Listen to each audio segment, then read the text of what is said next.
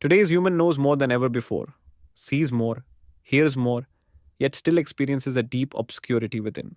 There is constant motion in external life, but a lack of stability is seen in the inner life.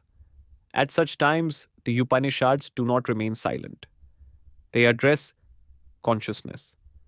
They directly raise that fundamental question which humans often overlook. The Sri Chaitanya Upanishad also begins with this very fundamental question. This Upanishad does not elaborate on any story, nor does it focus on any historical context. Its purpose is to clarify the true state of consciousness in the Kali Yuga. According to the Upanishad, the crisis is not of the age, but of vision. When vision gets entangled in external matters and forgets its own foundation, imbalance arises in life. The identity of the Kali Yuga is marked by this very imbalance. Sri Chaitanya Upanishad does not explain sin in the usual sense. Here, the meaning of sin is much deeper than any moral wrongdoing.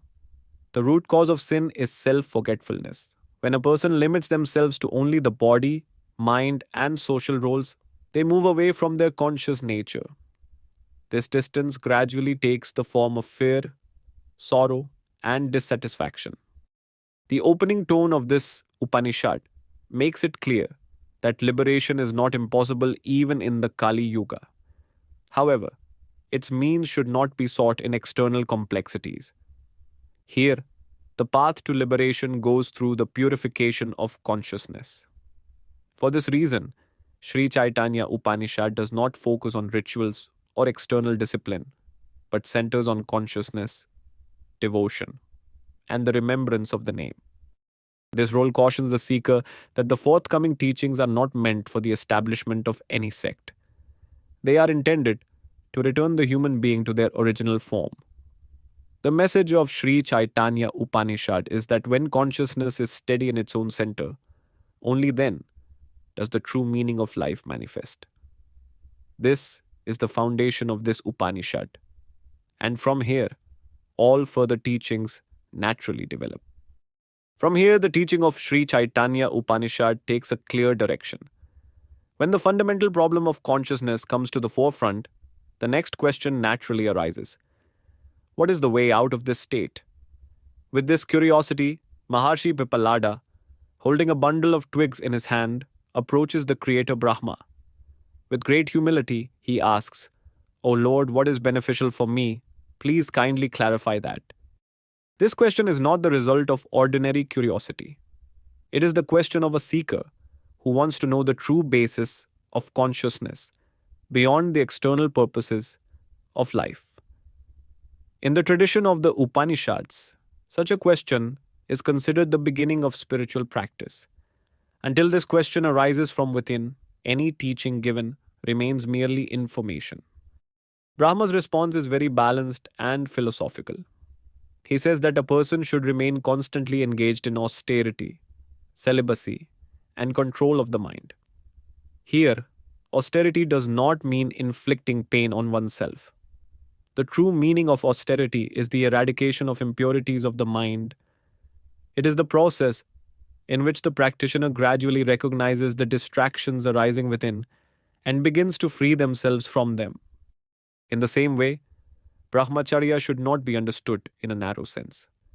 According to the Upanishads, Brahmacharya means consciousness residing in Brahman. When thoughts, vision, and emotions are controlled, only then the mind becomes focused. And when the mind is focused, only then does it become capable of grasping the truth. Brahma specifically speaks about being under the control of the mind because the mind is the center of spiritual practice. If the mind runs after worldly objects, it becomes bondage. And if the mind becomes steady in the state of witness consciousness, it becomes the means to liberation. Therefore, the Upanishads do not initially mention any mantra or deity, but emphasize the inner preparation of the practitioner. Through this teaching, Sri Chaitanya Upanishad makes it clear that the principle to be revealed later will not be based on any accidental miracle. The ground is being prepared for it through austerity, celibacy, and mind control. Only when this foundation becomes firm does the seeker become worthy of the next inquiry. And from that, the decisive question connected to the Kali Yuga emerges, which is going to become the center of the entire Upanishad. And now the decisive question clearly arises. When the practitioner's inner ground is prepared, curiosity itself takes on a profound form. Maharshi Pippalada again approaches Brahma and asks, O Lord, how will the people covered by sin in the Kali Yuga be liberated? In this age, what is the element and what is the mantra that can lead a person beyond this bondage? This question is not a criticism of any area. It is an identification of the mental and conscious state in which a person is active outwardly but fragmented inwardly. The Upanishads do not use the word sin here in the sense of a moral offense. Here, sin means self forgetfulness. When a person forgets their true nature, they become entangled in their own created thoughts, fears, and desires. The Upanishad clarifies that the problem of the Kali Yuga is not the excess of actions but the weakness of discernment. A person performs actions but does not know who it is that is performing them. He experiences but cannot recognize who is the witness of the experience. This very forgetfulness gradually gives rise to dissatisfaction, fear, and mental unrest, which eventually takes the form of bondage. Therefore, the Upanishad does not say that the problem lies in the external order. It clearly indicates that the problem is in the displacement of the center of consciousness. Until this center is re-established, no external remedy can become a permanent solution. Neither rituals, nor intellectual discussions, nor merely moral discipline can touch this fundamental problem. Because the disease is within, and the cure is also possible only within. In this context, questions are asked about the deity and the mantra. Here, the meaning of deity is not of any external power or form, but of that principle which can reconnect consciousness to its original form. The meaning of mantra is also not merely the pronunciation of words, but it is the means that takes the mind out of dispersion and stabilizes it at one center. Here, the Upanishad gives a very subtle indication. The path to liberation in the Kali Yuga is not complicated because in this age, humans are already burdened with mental stress. Therefore, the solution is simple, yet extremely profound. This solution does not lie in external expansion, but in internal clarity. As the direction of consciousness changes, the entire nature of spiritual practice changes. The dialogue with this question no longer leads to an ordinary sermon. Now, the mystery is about to be revealed, which determines the entire direction of spiritual practice in the age of Kali.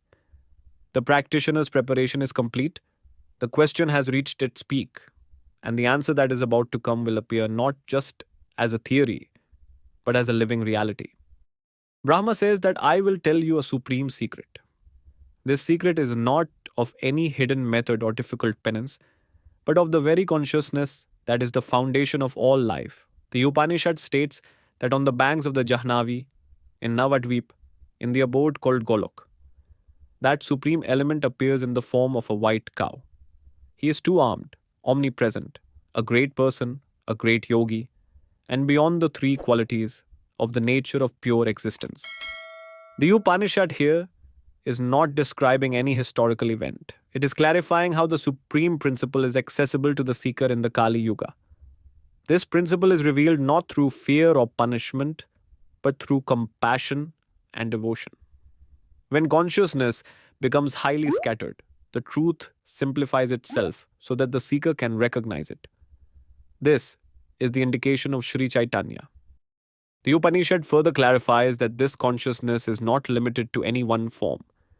The same deity manifested sometimes in a fair form, sometimes in a dark form, and sometimes in a white form. Forms may change, but consciousness doesn't change. The same consciousness is the giver of devotion, is known through devotion, and awakens self-realization within the practitioner. Here the Upanishad ends the distance between devotion and Vedanta.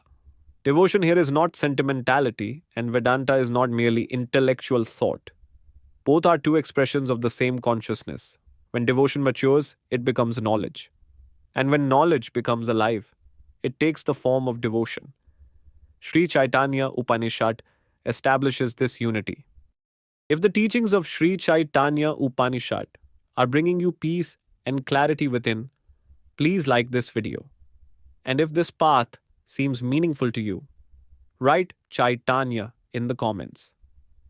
This will make it clear that this teaching is reaching you in its true essence. The Upanishad also indicates that the path to knowing this principle does not lie outside. This principle shines from within. When the mind is calm, when the insistence of the ego loosens, and when devotion becomes natural, consciousness itself begins to manifest. This manifestation is not like a miracle, but is experienced as a deep inner clarity. Thus, Sri Chaitanya Upanishad establishes that in the Kali Yuga, the focus of spiritual practice has shifted. Now, the goal is not to attain some distant truth, but to recognize the consciousness that is already present. And from this recognition, the science of names and mantras will naturally manifest in due course. And from this very identity, the science of name and mantra naturally begins to manifest further. Sri Chaitanya Upanishad states that the supreme principle is not only known, but also reveals itself through its name. Here, the name is not a means of external identification, but a medium that touches consciousness.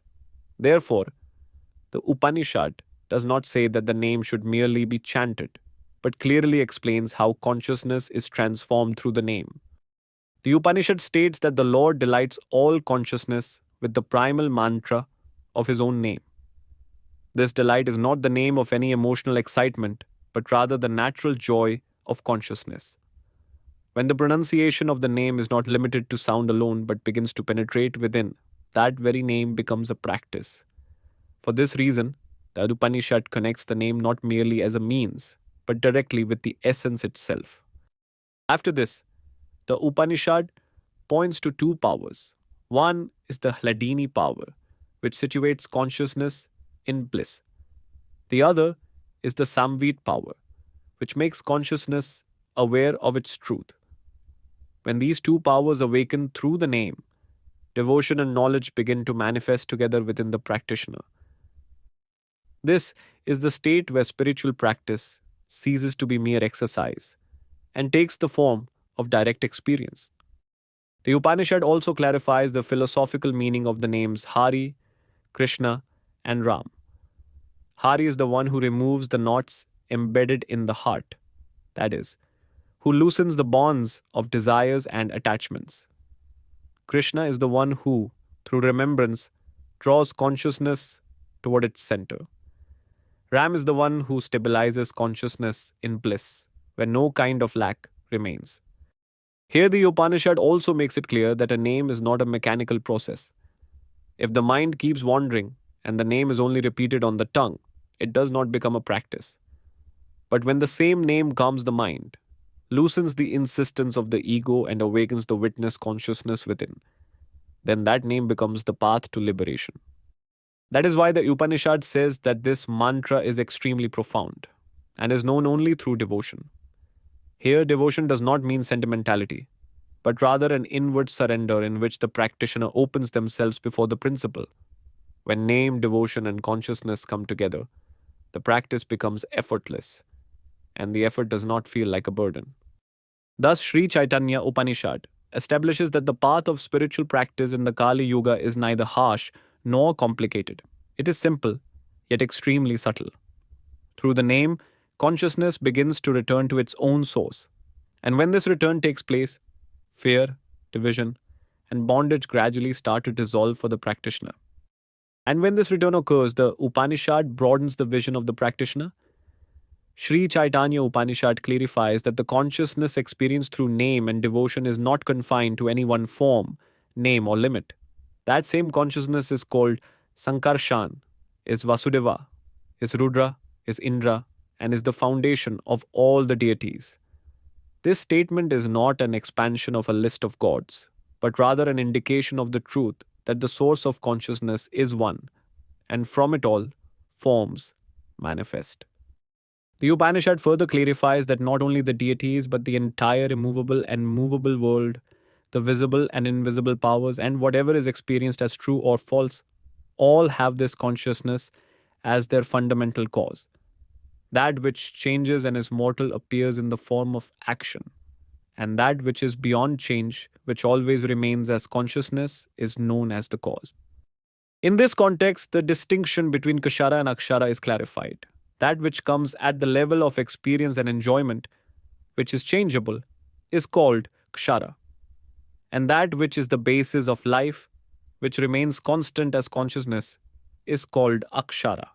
However, the Upanishad does not stop here. It further establishes that beyond both Kshara and Akshara, there is an element called Purushottama. This Purushottama is not a separate entity. It is the same consciousness that Sri Chaitanya reveals as the supreme reality in the Chaitanya Upanishad. It is the cause of all causes, meaning the cause of all causes. Here, the Upanishad does not discuss any philosophical concept, but points to that direct reality which the seeker can know through their own experience.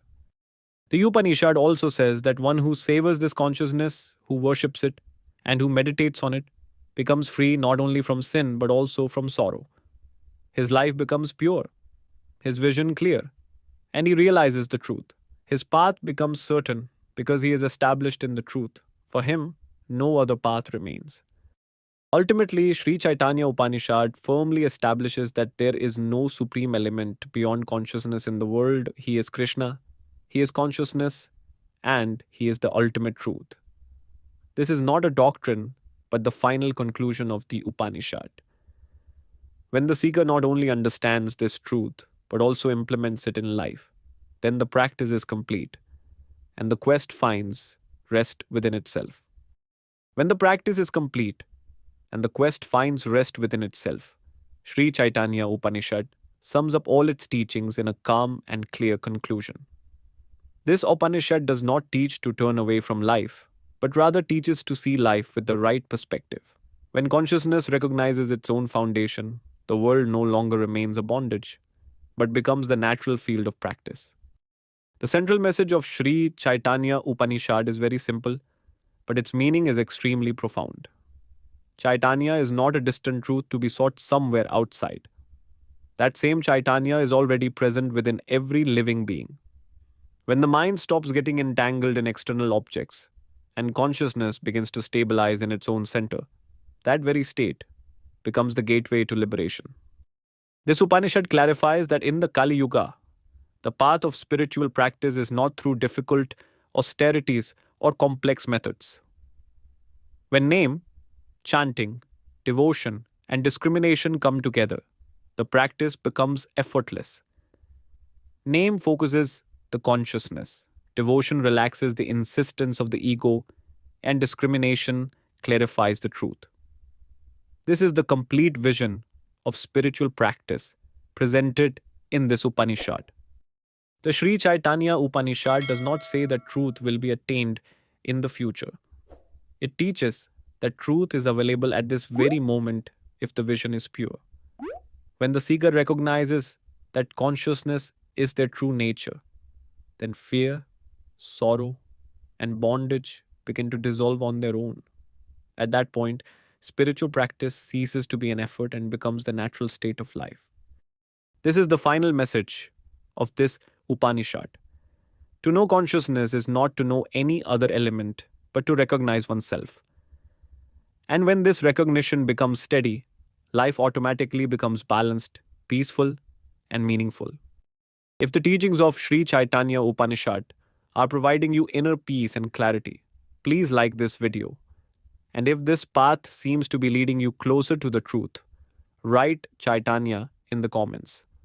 This will make it clear that the message of the Upanishad is reaching you in its true essence. Stay connected for more such authentic and peaceful Upanishad studies. With the same sentiment, hold Sri Chaitanya Upanishad in your heart.